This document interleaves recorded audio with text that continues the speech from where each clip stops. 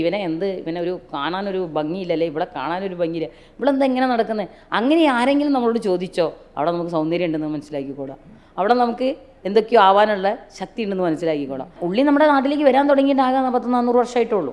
അപ്പോൾ അതിൻ്റെ മുന്നേ ഒന്നും ഉള്ളിയൊന്നുമില്ല. 1930 കാലഘട്ടത്തിലാണ് ഉള്ളിയും കിഴങ്ങും ഒക്കെ നമ്മുടെ നാട്ടിലേക്ക് വരുന്നത്. അതിൻ്റെ മുമ്പ് നമ്മളതൊന്നും ഉപയോഗിച്ചിട്ടില്ല.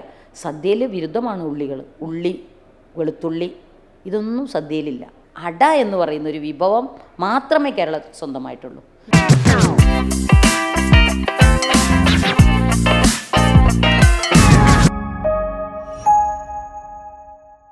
നമസ്കാരം, ഡീറ്റെയിൽ സ്റ്റോറീസിലേക്ക് സ്വാഗതം. കേരളത്തിലെ ആദ്യത്തെ വനിതാ ഷെഫ് ലത കുനിയിലുമായുള്ള നമ്മുടെ കോൺവെർസേഷൻ തുടരുകയാണ്. സ്ത്രീകളുടെ ഒരു മുന്നേറ്റം നയിച്ച ആളാണ് ഷെഫ് ലത. നമ്മൾ പറയും നമുക്ക് വയറ് നിറയ്ക്കാൻ എളുപ്പമാണ്, മനസ്സ് നിറയ്ക്കാനാണ് പാടുന്നത്. കേരളം എന്ന് പറഞ്ഞു കഴിഞ്ഞാൽ എല്ലാ 10 കിലോമീറ്ററിലും ഭാഷ അടക്കം മാറിക്കൊണ്ടിരിക്കുന്ന ഒരു സ്ഥലമാണ്. ഒപ്പം തന്നെ നമ്മുടെ രസമുകുളങ്ങളുടെ എല്ലാം മാറിക്കൊണ്ടിരിക്കുകയല്ലേ. ഭക്ഷണ രീതി മാറും. സാമ്പാർ ഒരു സ്ഥലത്തുള്ള അല്ല അടുത്ത സ്ഥലം.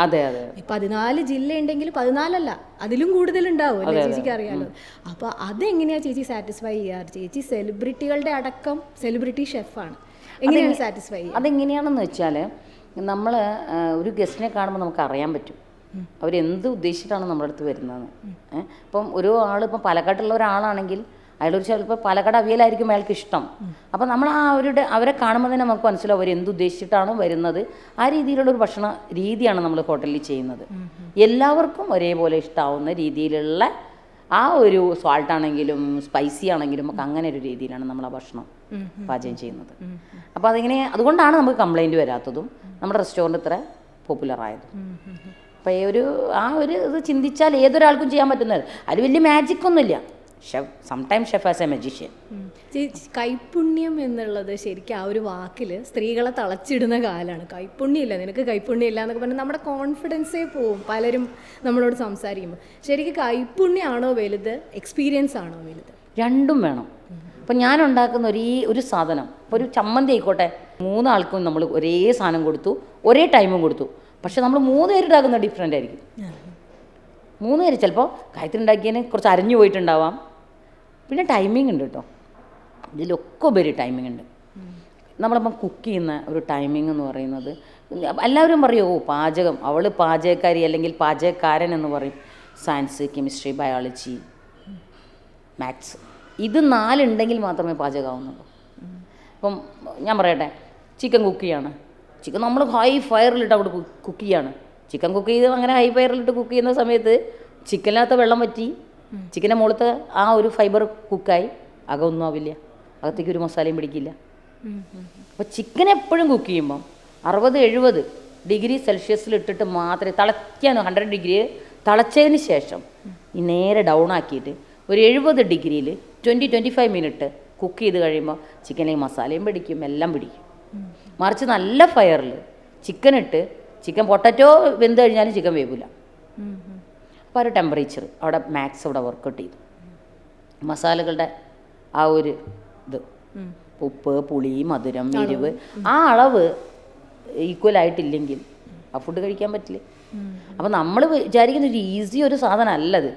ഒരു ലാബ്, അതായത് കിച്ചൺ എന്ന് പറയുന്ന ലാബിൽ വളരെ മനോഹരമായിട്ട്, വളരെ സന്തോഷത്തോടു കൂടി, വളരെ രസകരമായിട്ട് ചെയ്യുന്ന സയൻറ്റിസ്റ്റ്, അതായത് കുക്ക് ചെയ്യുന്ന ഒരു സാധാരണ ഒരു പ്രവൃത്തിയിൽ മാറ്റം വരുന്നൊരു പ്രവൃത്തിയാണ് ആ ഒരു പാചകം എന്ന് പറയുന്നത്. ഒരു സയൻറ്റിസ്റ്റ് കെമിക്കൽ ആഡ് ചെയ്തിട്ട് മറ്റൊരു കെമിക്കൽ ഉണ്ടാക്കുന്നുണ്ട് അല്ലേ. ആ ഒരു 2 തരത്തിലുള്ള കെമിക്കൽ ഉണ്ടാക്കുന്ന സമയത്ത് ആൾക്കാർ കെമിക്കൽ വേണ്ടെങ്കിൽ അത് ഒഴിവാക്കാം. പാചകം അതേപോലെയല്ല. ഞാൻ നിങ്ങൾക്കത് തന്നു കഴിഞ്ഞാൽ, നിങ്ങളത് കഴിച്ചു കഴിഞ്ഞാൽ, എനിക്ക് അത് ഇങ്ങനെ ആയതുകൊണ്ട് അങ്ങനെ ആയിപ്പോയെന്ന് എനിക്ക് പറയാൻ പറ്റില്ല. നിങ്ങൾ ഉദ്ദേശിക്കുന്ന രുചിയിലേക്ക്, നിങ്ങൾ വിചാരിക്കുന്ന ആ ഒരു കറക്റ്റ് പ്രപ്പോഷനുള്ള സാധനങ്ങൾ കറക്റ്റ് രീതിയിൽ വന്നെങ്കിൽ മാത്രമേ ഞാൻ ഉദ്ദേശിക്കുന്ന രുചി നിങ്ങൾ ഉദ്ദേശിക്കുന്ന രുചിയിൽ കിട്ടുള്ളൂ. എക്സാമ്പിൾ അവിയൽ ഞാൻ സാമ്പാറിന് കട്ട് ചെയ്യുന്ന പോലെ കട്ട് ചെയ്തു. സാമ്പാറിന് കട്ട് ചെയ്യുന്ന പോലെ കട്ട് ചെയ്ത് കുറേ തേങ്ങ അരച്ച് കലക്കി കുറേ തൈര് ഒഴിച്ച് നിങ്ങളെ മുന്നിൽ വെച്ചാൽ അത് അവിയലാവുമോ? അവിയലിന് ഒരങ്കുലമാണെങ്കിൽ ആ അങ്കുലത്തിൽ കട്ട് ചെയ്ത് ഒരേപോലെ വെജിറ്റബിൾ കട്ട് ചെയ്തെങ്കിൽ മാത്രമേ അവിയലാവുന്നുള്ളൂ. കാരണം ചേനയുടെ കുക്കിംഗ് ടൈമും കായയുടെ കുക്കിംഗ് ടൈമും ക്യാരറ്റിൻ്റെ കുക്കിംഗ് ടൈമും ഒരേ ലെവലിലേക്ക് വരണം. അവിയൽ എന്ന് പറയുമ്പോൾ എല്ലാം കൂടെ ഇട്ട് വേവിക്കുന്ന ഒരു സാധനമാണ്. ആവിയിൽ വേവിക്കുന്ന സാധനമാണ് അവിയൽ. ശരിക്കും ആവിയിലാണത് കുക്കാവേണ്ടത്. അപ്പോൾ ഇതിനെ ഞാൻ കട്ട് ചെയ്യുമ്പം ഒരുന്നിനെ ഈ വണ്ണത്തിൽ കട്ട് ചെയ്തു, മറ്റേനെ ഈ വണ്ണത്തിൽ കട്ട് ചെയ്തു, മറ്റേനെ ഈ വണ്ണത്തിൽ കട്ട് ചെയ്തു. അപ്പോൾ അതെങ്ങനെയാണ് കറക്റ്റ് ടൈമിൽ കുക്കാവുക? അപ്പോൾ ആ കുക്കിംഗ് ടൈമിനെ മാനേജ് ചെയ്യാൻ വേണ്ടിയിട്ടാണ് അതിൻ്റെ അങ്കുലം കണക്ക് വെച്ചിരിക്കുന്നത്. ഒരേ അങ്കുലത്തിൽ അല്ലെങ്കിൽ ഒരു അങ്കുലം ഒരു വിരലിൻ്റെ ആ രീതിയിൽ കട്ട് ചെയ്താൽ അതൊരേ ടൈമിൽ കുക്കാവും. അതും വാഴയില വെച്ചിട്ട്. പണ്ടുള്ളവർ ചെയ്തിരുന്നത് എങ്ങനെയാണെന്ന് വെച്ചാൽ നല്ല ഉരുളിയിൽ ഓട്ടുരുളിയിൽ അടിയിൽ വെള്ളം ഒഴിക്കും. അടിയിൽ വെള്ളം ഇങ്ങനെ കുടയും. അതിനെ മുകളിൽ 2-3 വാഴയില വയ്ക്കും. അതിനകത്ത് ഈ അവിയലിലെ സാധനങ്ങളൊക്കെ മിക്സ് ചെയ്ത് വെളിച്ചെണ്ണയും കരിവേപ്പിലയും ഉള്ളിയില്ല കേട്ടോ. അവിയലിൽ ഉള്ളി കണ്ടുപിടിച്ചത് പിന്നെയാണ്. ഉള്ളി നമ്മുടെ നാട്ടിലേക്ക് വരാൻ തുടങ്ങിയിട്ട് ആകെ 100-400 വർഷമായിട്ടുള്ളൂ. അപ്പോൾ അതിൻ്റെ മുന്നേ ഒന്നും ഉള്ളിയൊന്നുമില്ല. 1930 കാലഘട്ടത്തിലാണ് ഉള്ളിയും കിഴങ്ങും ഒക്കെ നമ്മുടെ നാട്ടിലേക്ക് വരുന്നത്. അതിൻ്റെ മുമ്പ് നമ്മളതൊന്നും ഉപയോഗിച്ചിട്ടില്ല. സദ്യയിൽ വിരുദ്ധമാണ് ഉള്ളികൾ. ഉള്ളി, വെളുത്തുള്ളി ഇതൊന്നും സദ്യയിലില്ല. സദ്യയുടെ വശത്തേക്കേ ഇല്ല. കാരണം അന്നത്തെ കാലത്ത് സദ്യ എത്രയോ നേരത്തെ ഉണ്ടാക്കുന്ന സാധനമാണ് സദ്യ. അപ്പോൾ അത് കേടുവന്നു ഇങ്ങനെയുള്ള സാധനങ്ങളൊക്കെ ചേർത്താൽ. അതുകൊണ്ടാണ് അങ്ങനത്തെ സാധനങ്ങളൊക്കെ സദ്യയിൽ നിന്ന് ഒഴിവാക്കപ്പെട്ടത്. പിന്നെ ബ്രാഹ്മണരുടെ മാത്രമായിരുന്നു സദ്യ എന്ന് പറയുന്നത്. അപ്പോൾ ഈ ഓരോ പാചകത്തിലും ഞാൻ പറഞ്ഞല്ലോ, നമ്മൾ വിഷയത്തിൽ നിന്ന് മാറിപ്പോയതാണ്. ഓരോ പാചകത്തിലും ഇങ്ങനെ ആ ഒരു കണക്കും കെമിസ്ട്രിയും ബയോളജി മാത്തമാറ്റിക്സും ചേർന്നെങ്കിൽ മാത്രമേ ഒരു പാചകമാവുന്നു. ചേച്ചിയുടെ പല ഇൻ്റർവ്യൂകളിലും ഞാൻ കണ്ടിട്ടുണ്ട്, ചേച്ചിക്ക് ഒരു സങ്കടമുണ്ട്. ചേച്ചി 10ാം ക്ലാസ് വരെ പഠിച്ചിട്ടുള്ളൂ. പിന്നെ കുക്കിങ്ങിൻ്റെ ഡിപ്ലോമയാണ് ചെയ്തത് അല്ലേ? ഫുഡ് ക്രാഫ്റ്റ് ഇൻസ്റ്റിറ്റ്യൂട്ട് അല്ലേ, കോഴിക്കോടുകാരിയാണ്. കോഴിക്കോട് തന്നെ ഫുഡ് ഉണ്ടാക്കാനും പഠിച്ചു. അത് ഒരു ഫോർമലായിട്ട് പഠിച്ചത് 2 കൊല്ലമാണ്. അപ്പോൾ ചേച്ചി ഇപ്പോൾ പറയുന്ന വർത്തമാനത്തിൽ ഒരുപാട് റിസർച്ചിൻ്റെ നോളജും കാര്യങ്ങളും ഒക്കെ ഉണ്ട്. ഇപ്പോഴും ചേച്ചി അതിനെക്കുറിച്ച് പരിതപിക്കും. അതായത് ഞാൻ വിദ്യാഭ്യാസത്തെക്കുറിച്ച് എനിക്ക് വിഷമം തോന്നിയെന്ന് വെച്ചാൽ, ഇപ്പോൾ ഞങ്ങളുടെ 5 സ്റ്റാർ ഹോട്ടലുകളിലൊക്കെ മുകളിലേക്ക് പ്രമോഷൻ കിട്ടുന്നതൊക്കെ അവർ വിദ്യാഭ്യാസവും ഇതൊക്കെ നോക്കിയിട്ടാണ്, അല്ലാണ്ട് എക്സ്പീരിയൻസ് ഒന്നും നോക്കിയിട്ടല്ല. മറിച്ച് കേരളത്തിലൊക്കെ ആണെങ്കിൽ പക്ഷേ ഞാൻ കേരളത്തിലൊക്കെ എക്സിക്യൂട്ടീവ് ഷെഫൊക്കെ ആയി നിന്നിട്ടുണ്ട്. എൻ്റെ ഹോട്ടലിൽ ഇപ്പം ഗ്രാൻഡ് ഹയത്ത് പോലെയുള്ള ഹോട്ടലിൽ അവർ ലാംഗ്വേജ് ഫ്ലുവൻ്റ് നോക്കുന്നുണ്ട്, കമ്പ്യൂട്ടർ നോളജ് നോക്കുന്നുണ്ട്. ഞാൻ ചോദിക്കാറുണ്ട്, പാചകത്തിന് എന്തിനാണ് കമ്പ്യൂട്ടർ? പാചകത്തിന് നോളജ് ആവശ്യമുണ്ട്. നോളജ് ആവശ്യത്തിന് ഞാൻ ഒരുപാട് വായിക്കുന്ന ഒരാളാണ്. ഞാൻ 10ാം ക്ലാസ് വരെ പഠിച്ചിട്ടുള്ളൂ എന്ന് ഞാൻ എപ്പോഴും പറയുന്നുണ്ട്. ഞാൻ 10ാം ക്ലാസ് വരെ പഠിച്ചിട്ടുള്ളൂ, പക്ഷേ ഞാൻ ഒരുപാട് വായിക്കാറുണ്ട്. ഒരു ദിവസം ഒരു പുസ്തകം വായിക്കട്ടെ. 3ാമത്തെ പുസ്തകം പ്രസിദ്ധീകരിക്കാൻ ഒരുങ്ങുകയാണ്. അതെ, ഒരു പേജ് വായിക്കാതെ ഞാൻ കിടന്നുറങ്ങാറില്ല. ഞാൻ എപ്പോഴും ഇന്നത്തെ ജനറേഷനോട്, ഇന്നത്തെ തലമുറയോട് എനിക്ക് എപ്പോഴും പറയാനുള്ള ഒരു കാര്യം, നിങ്ങളൊന്നും കഴിച്ചില്ലെങ്കിലും ഒരു പേജ് വായിച്ചിട്ട് ഉറങ്ങണേ. പുസ്തകത്തിൻ്റെ ഒരു പേജ് വായിച്ചിട്ട് നിങ്ങൾ ഉറങ്ങൂ. വായന എന്ന് പറയുമ്പം അത് നമ്മളെ വേറൊരു തലത്തിലേക്ക് എത്തിക്കും. അറിവ് സമ്പാദിക്കാൻ മാത്രമല്ല, അറിവിൻ്റെ മുകളിൽ അറിവുകൾ സമ്പാദിക്കാൻ വായനയ്ക്ക് മാത്രമേ കഴിയൂ. എവിടെയോ കിടന്ന സോവിയറ്റ് യൂണിയൻ മാഗസിൻ കണ്ടിട്ടാണല്ലോ ചേച്ചിക്ക് തന്നെ പ്രചോദനം. അതെ, എൻ്റെ അച്ഛൻ അത് വായിച്ചുകൊണ്ടും അതെൻ്റെ വീട്ടിൽ വരുത്താൻ എൻ്റെ അച്ഛന് തോന്നി. അച്ഛൻ പഴയ 10ാം ക്ലാസ്സുകാരനാണ്. അപ്പോൾ ആ ഒരു വായന എന്നെ, അല്ലെങ്കിൽ ആ വായനയോടുള്ള ഇഷ്ടം തന്നെ. ഞാനൊരു പുസ്തകമൊക്കെ എനിക്കിഷ്ടമുള്ള പുസ്തകമാണെങ്കിൽ 10 വരെ ഇരുന്ന് വായിച്ചു തീർക്കുമായിരുന്നു. അതിപ്പോഴും അതെ, ബെഡിൻ്റെ അടുത്ത്. വായിക്കാറ് ഞാൻ അധികവും ഇപ്പം വായിക്കുന്നതൊക്കെ പാചകത്തിനെ കുറിച്ച്. ഇപ്പം ഞാൻ ഇടയ്ക്ക് വായിച്ചത് കേരള ഭക്ഷണ സംസ്കാരത്തെക്കുറിച്ചാണ് ഞാൻ വായിച്ചത്. അതിൽ നിന്നാണ് എനിക്ക് കുറേയൊക്കെ എന്താ പറയുക, ഇങ്ങനെ കൊളോണിയൽ സംസ്കാരവുമായിട്ട് ഏറ്റവും അടുത്ത ഒരു ബന്ധമാണ് നമ്മുടെ കേരളത്തിലെ പാചകത്തിനുള്ളതെന്ന്. ഞാൻ ആദ്യം ഗ്ലോസി ബാസ്റ്റിൽ എന്ന് പറയുന്ന ഒരാളാണ് നമ്മുടെ നാട്ടിൽ ഈ കറി പൗഡർ കൊണ്ടുവന്നപ്പോൾ എനിക്ക് അതിശയം തോന്നി. അന്നപ്പം കറി പൗഡർ അത്രയും വർഷങ്ങൾക്ക് മുമ്പ് ഒരു ഇംഗ്ലീഷുകാരനാണ് നമ്മളെ കറി പൗഡർ പരിചയപ്പെടുത്തുന്നത്. അതുപോലെ തന്നെ പോർച്ചുഗീസിൻ്റെ പുട്ട്, ഞാൻ എൻ്റെ അഹങ്കാരത്തിലും നമ്മുടെ പുട്ടും കടലയാണ് കേരളത്തിൻ്റെ. അപ്പം ഓപ്പസ് എന്ന് പറയുന്ന ശ്രീലങ്കൻ ഡിഷിൻ്റെ വേറൊരു വകഭേദമാണ് അപ്പം. അങ്ങനെ ഓരോന്നും. സദ്യ ആരുടേതാണ്? നമ്മൾ പറയുമോ കേരളത്തിൻ്റെ ആറന്മുളം ആണ് ഏറ്റവും വലിയ സദ്യ. ആറന്മുള സദ്യ അല്ല ഏറ്റവും വലിയ സദ്യ കണ്ടുപിടിച്ചത് തന്നെ മഹാരാഷ്ട്രൻസാണ്.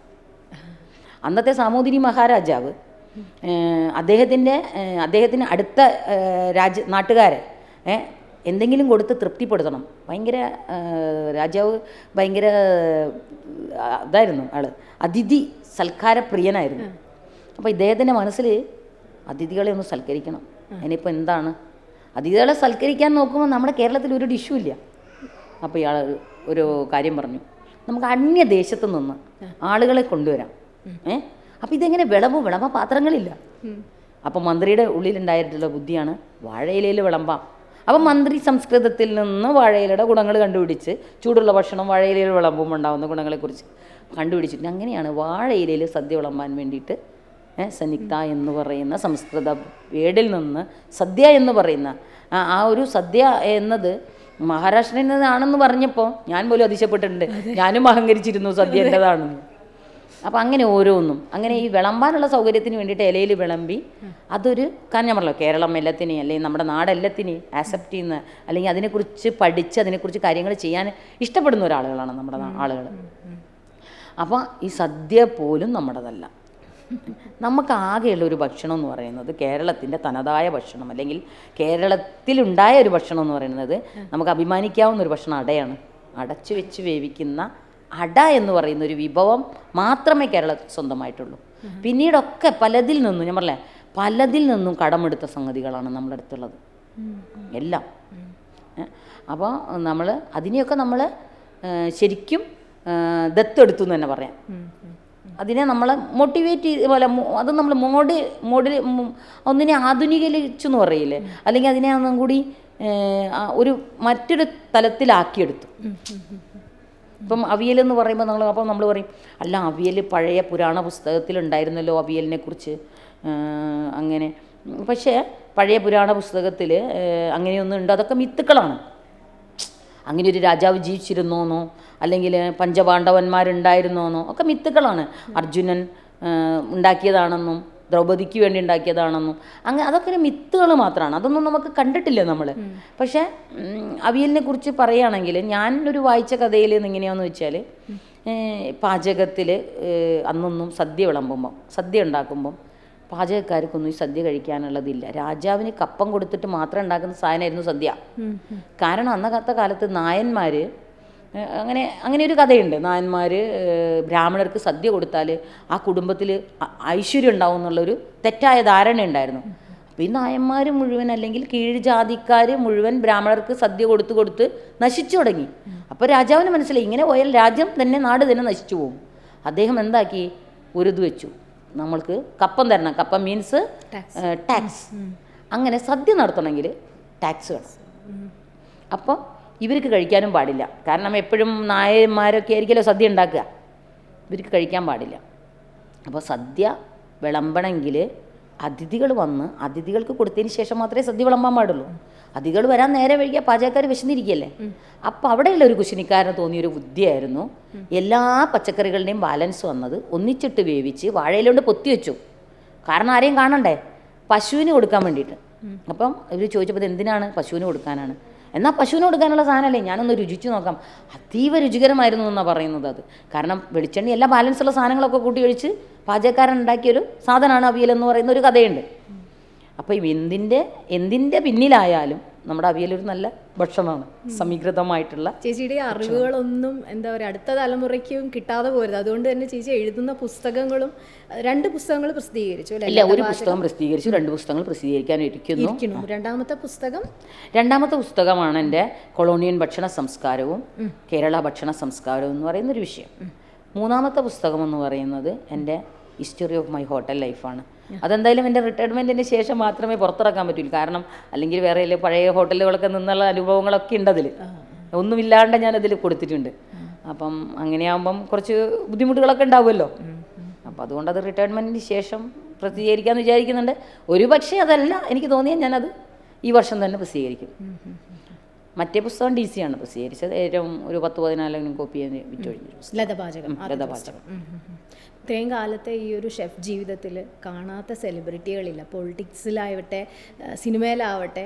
ചേച്ചി സിനിമ കാണാറില്ല എന്ന് പറയുന്നുണ്ട് ഇപ്പോൾ. പക്ഷേ സിനിമാക്കാരൊക്കെ ചേച്ചിക്ക് തോളത്ത് കൈയിടുന്ന ബന്ധമാണ് ചേച്ചി. എല്ലാവരുമായിട്ട് നല്ല ബന്ധമാണ്.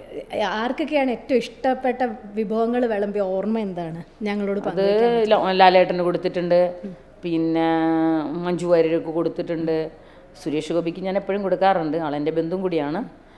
പിന്നെ അങ്ങനെ ശശി തരൂരിന് കൊടുത്തിട്ടുണ്ട്, പ്രധാനമന്ത്രിക്ക് കൊടുത്തിട്ടുണ്ട്. റീസെൻ്റ്ലി നമ്മുടെ പാർലമെൻറ്റ് മിനിസ്റ്റർ കിരൺ റിച്ചുവിന് കൊടുത്തിട്ടുണ്ട്.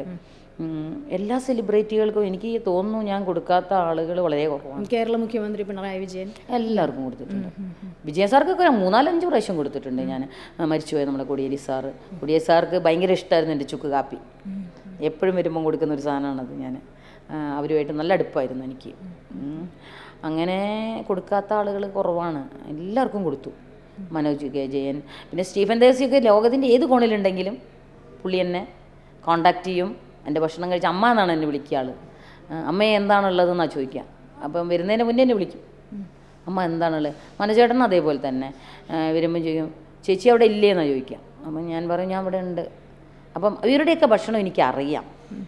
ഒന്ന് ഇവർക്ക് എന്താ വേണ്ടതെന്ന് അറിയാം. ഇപ്പം മഞ്ജു വാര്യർ വരുമ്പോൾ എനിക്കറിയാം, കൃത്യമായിട്ട് അറിയാം പുള്ളിക്കാരിക്ക് എന്താ വേണ്ടതെന്ന്. ആ പുള്ളിക്കാരി അപ്പം വേറെ ആരോടും പറയില്ല, ചേച്ചി ഞാൻ വരുന്നുണ്ടേ, അത്രേ പറയുള്ളൂ. അപ്പം ഞാൻ അധികം വന്നാലും പുള്ളിക്കാരിക്ക് താലി മീൽസാണ് കൊടുക്കുക.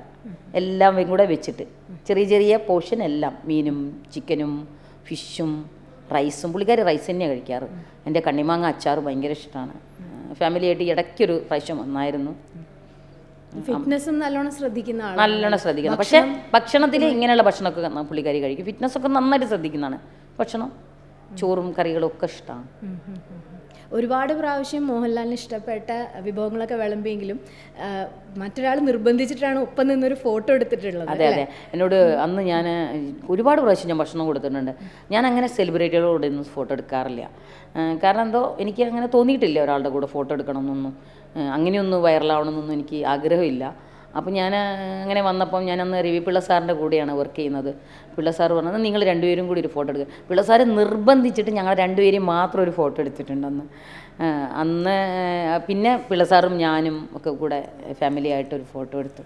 അങ്ങനെയാണെന്ന് തോന്നുന്നു എനിക്ക്. ഒരു സെലിബ്രിറ്റിയുടെ കൂടെയുള്ള ഒരു ഫോട്ടോ അത് മാത്രമേ. പിന്നെ ഞാൻ പുസ്തകം കൊടുക്കുന്ന ഒരു ഫോട്ടോ സുരേഷ് ഗോപിയുടെ കൂടെ എടുത്തിട്ടുണ്ട്. ഞാൻ പുസ്തകം പുള്ളിക്ക് കൊടുക്കുന്ന ഒരു ഫോട്ടോ.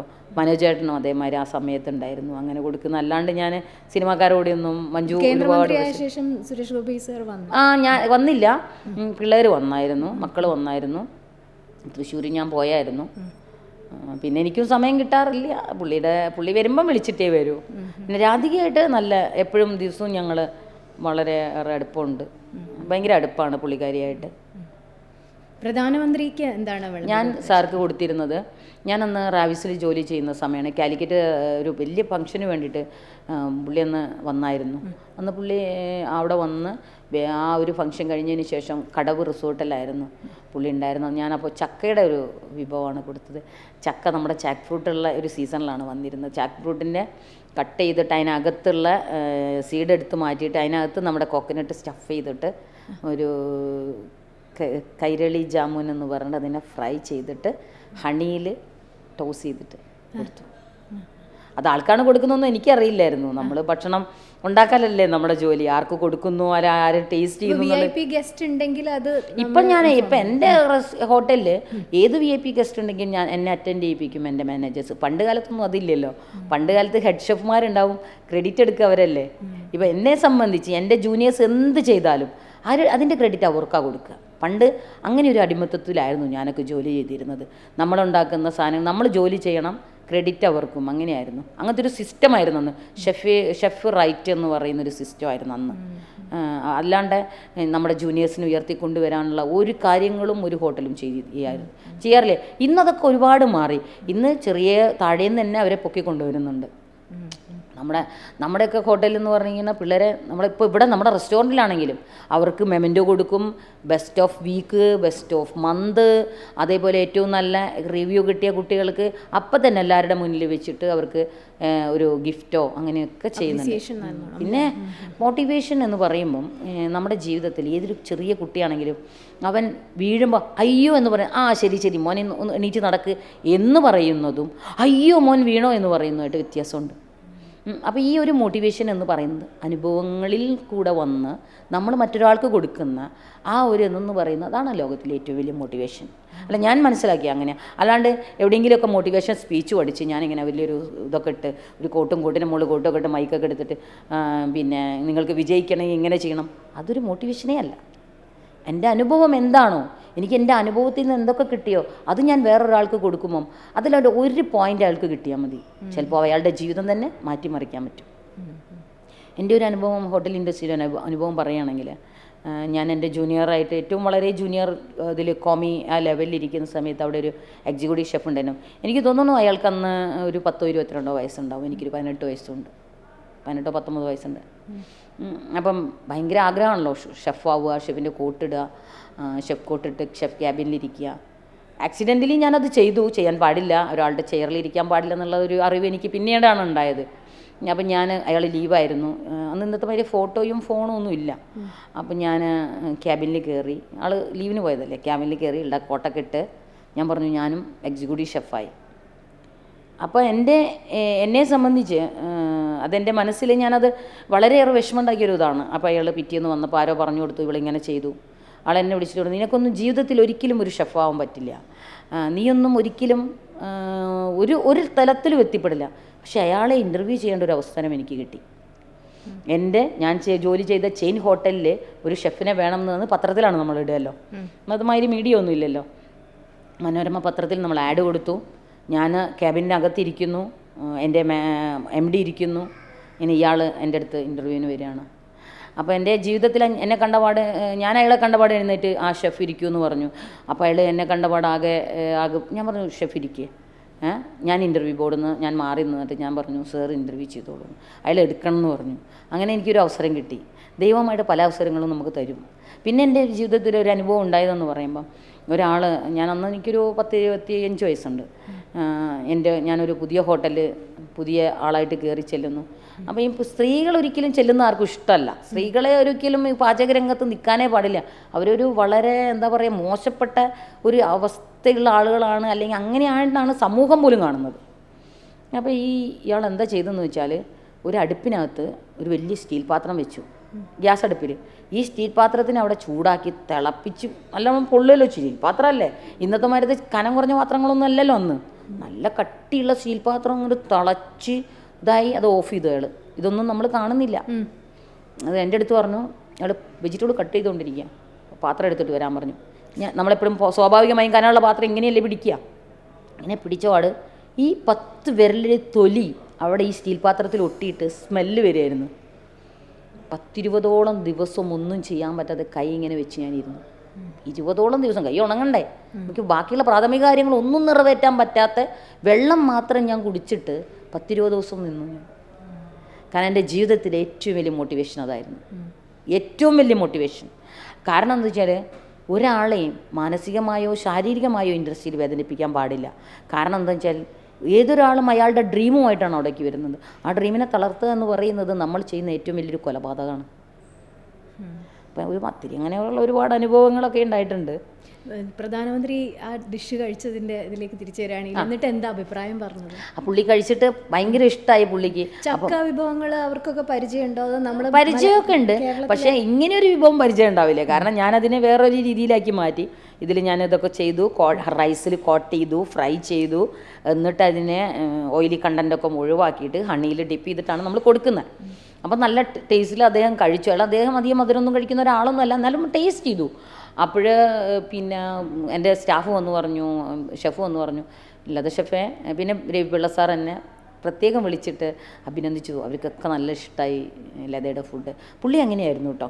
പുള്ളി ആയിക്കോട്ടെ, യൂസുഫ് അലിക്കായി ആയിക്കോട്ടെ, നമ്മളെ ഭയങ്കരമായിട്ട്. അതുകൊണ്ട് തന്നെയാണ് ഞാൻ ഹയാത്ത് വിട്ടിട്ട് ഇപ്പോൾ എനിക്ക് വേണമെങ്കിൽ UAE വന്ന് നിൽക്കാം. ഹയാത്ത് വിട്ട് പോരാൻ എനിക്ക് ഇഷ്ടമേ ഇല്ല. ഞാൻ പറയും എല്ലാവരോടും എൻ്റെ വീടാണത്. എൻ്റെ വീട്ടിലുള്ളതിനേക്കാൾ സ്വാതന്ത്ര്യമാണ് എനിക്ക് അവിടെ തന്നിരിക്കുന്നത്. അപ്പോൾ അവിടെ വിട്ട് എനിക്ക് പോരാനേ പറ്റില്ല എന്ന് വിചാരിക്കും പലപ്പോഴും. ഞാൻ പോന്നല്ലേ പറ്റൂ, നമ്മൾ പോരണമല്ലോ. പക്ഷേ എങ്കിലും നമുക്ക് ഏറ്റവും ഇഷ്ടമുള്ള സ്ഥലത്ത് ഏറ്റവും ഇഷ്ടമുള്ളത് ചെയ്ത് നിൽക്കുമ്പം അതിൽ പരം എന്ത് സുഖമാണ് നമുക്ക് വേണ്ടത്. ഒരുപാട് പണം കിട്ടുന്നതുകൊണ്ടൊന്നും നമ്മൾ തൃപ്തരാവില്ല. ഞാൻ എപ്പോഴും പറയും ഏറ്റവും വലിയ സമ്പന്നൻ എന്ന് പറയുമ്പം അവന് ഇഷ്ടപ്പെട്ട ജോലി ചെയ്ത് ഇഷ്ടപ്പെട്ട സ്ഥലത്ത് കിടന്നുറങ്ങി ഇഷ്ടപ്പെട്ട കാര്യങ്ങളൊക്കെ ചെയ്യാൻ സ്വാതന്ത്ര്യം കിട്ടുന്നത് എവിടെയാണോ അവനാണ് ഏറ്റവും വലിയ സമ്പന്നൻ, അവനാണ് ഏറ്റവും വലിയ ഭാഗ്യവാൻ. ചേച്ചിയോട് സംസാരിക്കാൻ ഒരു രസമുണ്ട്, കുറേ തലമുറകളുടെ അറിവും ഒക്കെ ആയിട്ട്. അതേപോലെ തന്നെ സെലിബ്രിറ്റി ഷെഫ് എന്നുള്ള നിലയ്ക്ക് ചേച്ചി ഒരു ഇന്റർവ്യൂവിൽ പറഞ്ഞിട്ട് നിവിൻ പോളിയെ ചേച്ചിക്ക് അറിയില്ലായിരുന്നു. പക്ഷെ നിവിൻ പോളിക്ക് ഭക്ഷണം വിളമ്പി കൊടുത്ത് ഇഷ്ടപ്പെട്ട ഭക്ഷണമൊക്കെ ധാരാളം ഉണ്ടാക്കി കൊടുക്കുന്നുണ്ട്. അല്ല, ഇയാളിങ്ങനെ തോളിലൊക്കെ കഴിട്ട് ഞാൻ അയാളെ ക്യാബിനിൽ ഞങ്ങൾക്കൊരു PDR ഉണ്ട്, പ്രൈവറ്റ് ഏരിയ ഉണ്ട്, അവിടെ കൊണ്ട് ഇരുത്തി തിരിച്ചു വന്നപ്പോൾ പിള്ളേർ ചോദിച്ചു ഷെഫിനെ അറിയാം അത് ആളാരാന്ന്. ഷെഫ് വലിയ കാര്യത്തിൽ തോളിലൊക്കെ കഴിയിട്ട് ആസിഫ് അലിക്ക് തോളിൽ കഴിയിട്ടാണ് നടക്കുക എൻ്റെ. അപ്പം ഞാൻ പറഞ്ഞു എനിക്ക് മനസ്സിലായില്ല. അപ്പോൾ അതാണ് നിവിൻ പോളി. അപ്പം എൻ്റെ വിചാരം ഈ നിവിൻ പോളി എന്ന് പറഞ്ഞ ഒരു പെണ്ണിൻ്റെ പേരാന്നാ. അറിയില്ല എനിക്ക്, കാരണം യൂത്തിന് ഒന്നിനും അറിയില്ല, ഒരു നടന്മാരെ എനിക്കറിയില്ല. ആസിഫ് അലിനെയൊക്കെ സിനിമാ നടനാണെന്ന് അറിയുന്നത് നമ്മുടെ ഹോട്ടലിൽ വന്നിട്ട് കണ്ടിട്ടാണ്. അല്ലാണ്ട് എനിക്കൊരു മഞ്ജു വാര്യരെ അറിയാം, മമ്മൂട്ടിയെ അറിയാം, മോഹൻലാലിനെ അറിയാം, ജയറാമിനെ അറിയാം, സിദ്ദിഖാനെ അറിയാം. പഴയ സിനിമകളാണ്. ഒരു ദിവസം 3 സിനിമ കാണുന്ന ആളായിരുന്നു ഞാൻ. ചെന്നൈയിലൊക്കെ ട്രെയിനിങ് ആകെ അന്ന് സ്റ്റൈപ്പൻഡ് കിട്ടുക 100-150 രൂപയ്ക്ക്. ആ 150 രൂപയും സിനിമ കണ്ട് തീർക്കുന്ന ആളാണ്. അന്ന് 15 വയസ്സ് 20 വയസ്സാണ് തറയിലിരുന്ന് സിനിമ കാണാൻ. അങ്ങനത്തെ ഒരാളായിരുന്നു ഞാനൊരു ചുരുങ്ങിയ ഒരു 28-30 വർഷമായി സിനിമയുടെ ആ ഒരു ലോകത്തുനിന്ന് മാറി എൻ്റെ പാചക ലോകത്ത് മാത്രം ഒതുങ്ങി. പാചകം ചെയ്യുമ്പോൾ പാട്ട് കേൾക്കുക അങ്ങനെ എന്തെങ്കിലും ശീലമുണ്ടോ? പാട്ടൊക്കെ പാടിയിട്ടാണ് ഞാൻ പാചകം ചെയ്യുക. എനിക്കതൊക്കെ ഇഷ്ടം. ഒരു കൊട്ടൊക്കെ കൊട്ടി പിള്ളേരോടൊക്കെ ഒരു തമാശയൊക്കെ പറഞ്ഞ് നമ്മൾ എത്ര സന്തോഷത്തോടെ ഫുഡ് ഉണ്ടാക്കുന്നോ അത്രയും മനോഹരമായിരിക്കും ആ ഫുഡ്. കഴിക്കുന്ന ആൾക്കും തൃപ്തിയായിരിക്കും. ഒരിക്കലും ടെൻഷൻ അടിച്ച് ഭക്ഷണം ഉണ്ടാക്കരുത് പറഞ്ഞ്. അതേപോലെ തന്നെ ചേച്ചി ഒരു വലിയ അപകടത്തിൽ നിന്ന് രണ്ടാമതൊരു ജീവിതത്തിലേക്ക് 2013 എനിക്കൊരു വലിയ ആക്സിഡൻറ്റ് പറ്റി. എൻ്റെ മണവും രുചിയും ഒക്കെ ഇല്ലാണ്ടായി. ഒരിക്കലും ഒരു പാചക രംഗത്തേക്ക് തിരിച്ചു വരാൻ പറ്റില്ല എന്ന് ഡോക്ടർമാർ വരെ വിധി എഴുതിയതാണ്. കാരണം സ്കള്ളൊക്കെ പൊട്ടി ഫ്യൂറോയിഡ് ഏകദേശം 37 പീസസ് ആയി പോയിട്ടുണ്ടായിരുന്നു എൻ്റെ ഫ്രൈസ് ബോണ്. ഈ താടിയിൽ ഒഴികെ ബാക്കിയൊക്കെ പൊട്ടിയിട്ടുണ്ട്. കാല് പൊട്ടിയിട്ടുണ്ട്, ഈ ബോണ് പൊട്ടിയിട്ട് ടൂ-വീലർ ഓടിച്ച സമയത്ത് ഈ ബോണ് പൊട്ടിയിട്ട് ഈ പല്ലൊക്കെ ഇങ്ങോട്ട് വന്നു.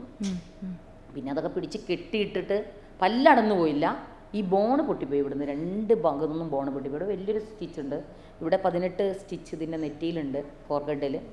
സ്കള്ള് പൊട്ടി ഫ്ലൂയിഡൊക്കെ മൂക്കിലൂടെയൊക്കെ വരാൻ തുടങ്ങിയിട്ടുണ്ടായിരുന്നു. പിന്നെ ഡോക്ടർമാരും പറഞ്ഞു ഇനി ഒരു റിക്കവറി ഉണ്ടാവില്ല എന്ന് ഡോക്ടർമാർ വരെ പറഞ്ഞതായിരുന്നു. പക്ഷെ എന്തോ ദൈവത്തിന് വീണ്ടും നമ്മളെ കുറച്ചും കൂടി കാലം ഈ ഭൂമിയിൽ നിർത്തണം തോന്നിയിട്ടായി. അതിൽ രസകരമായിട്ട് എനിക്ക് തോന്നിയത് ചേച്ചി അതിനുശേഷം വന്നിട്ടല്ലേ ഒരു അപ്പോഴും ഞാൻ ഇവരോട് പറഞ്ഞില്ല കേട്ടോ. ഫെസ്റ്റിവല് ഞാൻ വരുമ്പോൾ എനിക്ക് മണം അറിയില്ല, രുചി അറിഞ്ഞില്ല എന്ന് പറഞ്ഞാൽ ഞാൻ പൈസ വാങ്ങിപ്പോയ ഫെസ്റ്റിവലാണ്, തിരിച്ചു കൊടുക്കേണ്ടി പറഞ്ഞാൽ നമ്മൾ ചിലവാക്കി പോയ സാധനമല്ലേ. അപ്പോഴേ ഞാൻ ചെയ്ത് കഴിഞ്ഞപ്പോൾ എനിക്ക് ബെസ്റ്റ് ഓഫ് കേരള അവാർഡ് ബാംഗ്ലൂരിൽ വെച്ചും കിട്ടി, ഇവിടെ വെച്ചും കിട്ടി. അപ്പം ഞാൻ മനസ്സിലൊരു കാര്യം മനസ്സിലാക്കി, ഇത് പാചകം എന്ന് പറയുന്നത് മനസ്സിന് ശക്തി ഉണ്ടെങ്കിൽ മനസ്സുകൊണ്ട് പാചകം ചെയ്യാം. ശരിക്കും അത് തെളിയിച്ചു. അതെ, എൻ്റെ കണ്ണും മൂക്കൊക്കെ കെട്ടിയിട്ടാലും ഞാൻ പാചകം ചെയ്യും. എനിക്കത് കോൺഫിഡൻ്റാണ്. ചേച്ചി ശ്രദ്ധിച്ചിട്ടുണ്ടോ ഒരു ഇപ്പം 2023 ഇറങ്ങിയ ഒരു സിനിമയുണ്ട് നമ്മുടെ ലേഡി സൂപ്പർ സ്റ്റാർ അന്നപൂരണി. അതെൻ്റെ ഹിസ്റ്ററിയാണ്, അതെൻ്റെ മുഴുവനും എൻ്റെ ഹിസ്റ്ററി. ചേച്ചിയായിട്ട് ആലോചിച്ച് തന്നെയാണ് ആ സിനിമ ചെയ്തിട്ടുള്ളത്. ശരിക്കും ഇത് ചേച്ചിയുടെ സ്റ്റോറി അറിയുമ്പോൾ എൻ്റെ സ്റ്റോറി ഒരു ഭയങ്കരമായിട്ട് എൻ്റെ സ്റ്റോറി 2013 ശേഷം എൻ്റെ സ്റ്റോറി, ഈ ആക്സിഡൻറ്റിന് ശേഷം എൻ്റെ സ്റ്റോറി ഇങ്ങനെ വന്നുകൊണ്ടിരുന്നു. മാതൃഭൂമി, മനോരമ, പിന്നെ ഇന്ത്യൻ എക്സ്പ്രസ്, ഹിന്ദു, ഫുൾ എൻ്റെ ഹിസ്റ്ററി ആയിരുന്നു. പിന്നെ വനിതയിൽ വളരെ ഒരു വലിയൊരു സ്റ്റോറി ആയിട്ട് തന്നെ ആ കഴിഞ്ഞ 2018 അതിൽ വനിതയിലൊരു വലിയ പതിപ്പിൽ വലിയ ഫോട്ടോസും എൻ്റെ പാചകവും എൻ്റെ A to Z എൻ്റെ ഹിസ്റ്ററി അതിലുണ്ടായിരുന്നു. എന്നോട് ആലോചിച്ചിട്ടൊന്നുമല്ല, പിന്നീട് നമ്മളതിന് ശരിക്കും ആ സിനിമ കണ്ടപ്പോൾ എനിക്ക് ചേച്ചിയുടെ ലൈഫ് സ്റ്റോറി അറിയില്ലായിരുന്നു. അപ്പോൾ ഈ സിനിമ കണ്ടപ്പോൾ ഞാൻ വിചാരിച്ചിട്ടുണ്ട് ഇതൊരു ഒത്തിരി എക്സാജറേഷൻ അല്ലേ, ഇങ്ങനെ മണോ രുചി അറിയാതെ ഒരാൾ കുക്ക് ചെയ്തിട്ട് ഫസ്റ്റ് നേടുക എന്നൊക്കെ പറയുന്നത്. പക്ഷേ ചേച്ചിയുടെ സ്റ്റോറി അറിഞ്ഞപ്പോൾ അത് സത്യമാണെന്ന്. അതെ, അപ്പോൾ എൻ്റെ സ്റ്റോറി വനിതയിലുണ്ട്, അതിലുണ്ടല്ലോ, ഗൂഗിളിൽ സെർച്ച് ചെയ്താലും കിട്ടും ആ സ്റ്റോറി മൊത്തം, അതിലും ഉണ്ട്. എന്നോട് എല്ലാവരും ചോദിച്ചായിരുന്നു, ഈ സിനിമ കണ്ട മുഴുവൻ ആൾക്കാരും ചോദിച്ചു സിനിമയാക്കിയല്ലേ, സ്റ്റോറി സിനിമയാക്കിയല്ലേ. അപ്പോഴാണ് ഞാൻ അറിയുന്നത് ഇങ്ങനെ ഒരു സിനിമ ഉണ്ടായിരുന്നു. എങ്ങനെ എൻ്റെ ഓസ്ട്രേലിയയിൽ നിന്ന് എൻ്റെ സിസ്റ്റർ മകള് നെറ്റ്ഫ്ലിക്സിൽ കണ്ടിട്ട് എനിക്കത് എൻ്റെ ഒരു ഷോർട്ടും അയച്ചു തന്നിട്ട് ചെറിയമ്മയുടെ കഥ സിനിമയായി വന്നിട്ടുണ്ട്. ഞാൻ പറഞ്ഞു ഞാൻ കൊടുത്തിട്ടില്ലല്ലോ. ചെറിയമ്മയുടെ കോപ്പി ചെയ്തതായിരിക്കും, ചെറിയമ്മ ഹിസ്റ്ററി പറഞ്ഞതല്ലേ എല്ലാവരുടെ അടുത്തും. അപ്പോൾ അന്ന് എൻ്റെ സിസ്റ്ററൊക്കെ ഇങ്ങനെ വെളിയിലിങ്ങനെ നിൽക്കുകയാണ്. ഈ ആക്സിഡൻറ്റ് പറ്റി എന്നെ റൂമിലേക്ക് കൊണ്ടുപോയപ്പോൾ എൻ്റെ മകളും പിന്നെ ചേച്ചിയൊക്കെ ഇപ്പം ബോഡി ഇങ്ങോട്ട് കൊണ്ടുവരാമെന്ന് പറഞ്ഞിട്ട് ഇങ്ങനെ ഇരിക്കുക. അമ്മോട് പറഞ്ഞതുമില്ല. ഈ റീസെൻ്റ്ലി എൻ്റെ അമ്മ 2 വർഷം മുമ്പ് മരിച്ചുപോയി. അതുവരെ എൻ്റെ അമ്മയായിരുന്നു ശരിക്കും എൻ്റെ ശക്തി എന്ന് പറയുന്നത് എൻ്റെ അമ്മയായിരുന്നു. പാചകത്തിലായാലും എൻ്റെ വാചകത്തിലായാലും എൻ്റെ അമ്മയാണ് എൻ്റെ ശക്തി. എല്ലാവരും ചോദിക്കുമായിരുന്നു ഷെഫിന് വിദ്യാഭ്യാസം ഇല്ല പറഞ്ഞിട്ട് എന്താ ഷെഫിൻ്റെ ഇൻ്റർവ്യൂ ഒക്കെ കാണുമ്പോൾ ഞങ്ങൾക്ക് അങ്ങനെ ഫീൽ ചെയ്തിട്ടില്ലല്ലോ. ഞാൻ പറയും അതെൻ്റെ അമ്മയാണ്, എൻ്റെ പാചകവും എൻ്റെ വാചകവും എൻ്റെ അമ്മയാണ്. കാരണം എന്നെ ഓരോ വാക്കുകൾ ഞാൻ പറയുമ്പോഴും അത് ഇതല്ല ഇങ്ങനെയാണ് പറയേണ്ടതെന്ന് അമ്മ എപ്പോഴും പറയുമായിരുന്നേ. അമ്മ ഭയങ്കര ക്ഷമയുള്ള ഒരാളായിരുന്നു. ഞാനും അതേപോലെ തന്നെ എനിക്ക് ഭയങ്കര ക്ഷമയുള്ള ഒരാളാണ്. എൻ്റെ കിച്ചണിലാണെങ്കിലും വളരെ കാം ആൻഡ് ക്വയറ്റായിട്ട് ഞാൻ ജോലി ചെയ്യുള്ളൂ. വളരെ തമാശയൊക്കെ പറഞ്ഞ് എൻ്റെ കുട്ടികളെന്ന് പറയുന്ന എൻ്റെ കൊളീഗ്സിനോട് തമാശയൊക്കെ പറഞ്ഞ് അങ്ങനെ എനിക്ക് തോന്നുന്നു ഞാൻ എൻ്റെ കുട്ടികളെ സ്നേഹിക്കുന്നതിനേക്കാളും ശരിക്കും എൻ്റെ ഹൃദയം തൊട്ട് എനിക്ക് പറയാൻ പറ്റും, എൻ്റെ കുട്ടികളെ സ്നേഹിക്കുന്ന ആളുകളും എൻ്റെ കൊളീഗിനെ ഞാൻ സ്നേഹിക്കുന്നുണ്ട്. അവരുടെ ഓരോ വിഷമങ്ങളും എനിക്ക് മനസ്സിലാവും. അവരുടെ സംസാരം, ശബ്ദം ഒക്കെ മാറി എനിക്ക് മനസ്സിലാവും. കിച്ചണിൽ കയറുമ്പോഴേ എനിക്ക് മനസ്സിലാവും. കിച്ചണിൽ ഏതെങ്കിലും ഒരു കോണിൽ നിൽക്കുമ്പോൾ എനിക്ക് മനസ്സിലാവും അവിടെ എന്തെങ്കിലും കരിയുന്നുണ്ടെങ്കിൽ എന്തോ ഞാൻ അതിനോട് വളരെ ബോണ്ടാണ്. പാചകവുമായിട്ട് എന്തോ ഒരു വലിയ ബന്ധമാണ് എനിക്കുള്ളത്. അത് ചിലപ്പം ഞാൻ പറയല്ലോ, ഇവരൊക്കെ പറയും ഷാജഹാൻ മുംതസിന് താജ്മഹൽ പണിത് കൊടുത്തു പറയും. എൻ്റെ ആദ്യത്തെ കാമുകനും ആദ്യത്തെ ഭർത്താവും എല്ലാം പാചകമാണ്. അത് കഴിഞ്ഞ ലോകത്ത് എനിക്ക് എന്തോ ഉള്ളൂ. ഇന്നും എൻ്റെ കിച്ചനകത്ത് എന്നോട് ഷെഫ്മാരൊക്കെ ചോദിക്കും, എൻ്റെ എക്സിക്യൂട്ടീവ് ഷെഫ് എന്നെ എപ്പോഴും ചീത്ത പറയും, എന്തിനാ ഈ കിച്ചനകത്ത് കയറി നിരങ്ങുന്ന, പുറത്ത് നിന്നാൽ പോരെ. പക്ഷെ എനിക്ക് ഒരു പാചകം, ഒരു കടായി ഒരു പ്രാവശ്യമെങ്കിലും പിടിച്ചില്ലെങ്കിൽ എനിക്ക് ഉറക്കം വരില്ല. ചേച്ചി 1980-കളിൽ എൻഡിലാണ് ചേച്ചി ഈ ഒരു കോഴ്സായിട്ട് ചെയ്തത് അല്ലേ, ഫുഡ് ക്രാഫ്റ്റ് ഇൻസ്റ്റിറ്റ്യൂട്ടിൽ. ആ സമയത്ത് ചേച്ചിയുടെ കൂടെ സഹപാഠികളായിട്ട് സ്ത്രീകളുണ്ടായിരുന്നു, പെൺകുട്ടികൾ ആരെങ്കിലും ഉണ്ടായിരുന്നു? ഇല്ല, ഞാൻ മാത്രമേ ഉണ്ടായിരുന്നുള്ളൂ. ഇപ്പോൾ ഞങ്ങൾ 28 പേരുണ്ടായിരുന്നു. അപ്പോൾ ആരൊക്കെ എവിടെയൊക്കെയാണ് ഉള്ളതെന്ന് അറിയില്ല. 1-2 പേര് ഇൻഡസ്ട്രിയിലുണ്ട്. ബാക്കിയുള്ളവരൊക്കെ ഇൻഡസ്ട്രിയിലുണ്ടെന്ന് പറഞ്ഞാൽ അവരൊക്കെ റിട്ടയർമെൻ്റ് ഒക്കെ വാങ്ങി ഷിപ്പിലൊക്കെ ജോലി ചെയ്തവരായിരുന്നു. ബാക്കിയുള്ളവരൊന്നും ഈ ഇൻഡസ്ട്രിയിലുണ്ടോയെന്ന് അറിയില്ല. എനിക്ക് ആരൊക്കെ ഉണ്ടെന്ന് അറിയില്ല. കൊല്ലം കുറേ ആയില്ലേ, 37 വർഷമായില്ലേ. ഞാൻ മാത്രമേ ഉണ്ടായിരുന്നു. അന്ന് ക്ലാസ്മേറ്റ്സിന്റെ ഭാഗത്തു നിന്നുള്ള ഒരു ഭയങ്കര സപ്പോർട്ടായിരുന്നു കുട്ടികളൊക്കെ. പക്ഷെ അധ്യാപകരുടെ ഭാഗത്തുനിന്ന് അത്ര സപ്പോർട്ടൊന്നുമില്ല. എന്തിനാ പെൺകുട്ടി ഇത് പഠിക്കാൻ വന്നത് എന്നുള്ളൊരു ചോദ്യം മാത്രമേ ഉണ്ടായിരുന്നു. വീട്ടിൽ ഇത് അവതരിപ്പിച്ചപ്പോൾ എന്തായിരുന്നു ശരിക്കും? വലിയ വിഷയമല്ലേ, ഭയങ്കര പ്രശ്നമായിരുന്നു. അതൊന്നും ഒരു സാധാരണ യാഥാസ്ഥിക ഒരു കുടുംബത്തിൽ നിന്ന്, പ്രത്യേകിച്ചും ഞങ്ങളൊരു വളരെ സാത്വികരായിട്ട് ജീവിക്കുന്ന ഒരു ഗ്രാമത്തിൽ ജീവിക്കുന്ന ആൾ, അങ്ങനെ ഒരു പെൺകുട്ടി ഈ ഒരു ഹോട്ടൽ പണിക്ക് പോകാമെന്ന് പറഞ്ഞപ്പോൾ സമൂഹത്തിൽ മാറ്റി നിർത്തി, കുടുംബം മാറ്റി നിർത്തി. പക്ഷെ ഭർത്താവിൻ്റെ സപ്പോർട്ടോടു കൂടിയാണ്. വിവാഹത്തിന് ശേഷം ചേച്ചി 20 വയസ്സിന് ശേഷമാണ്. അതെ 20 വയസ്സിന് ശേഷം. അതിൽ ആദ്യം ചേച്ചി ആദിവാസികളുടെ കൂടെ പോയി നിന്ന് അവരുടെ ഒരു രീതിയൊക്കെ പഠിച്ചു.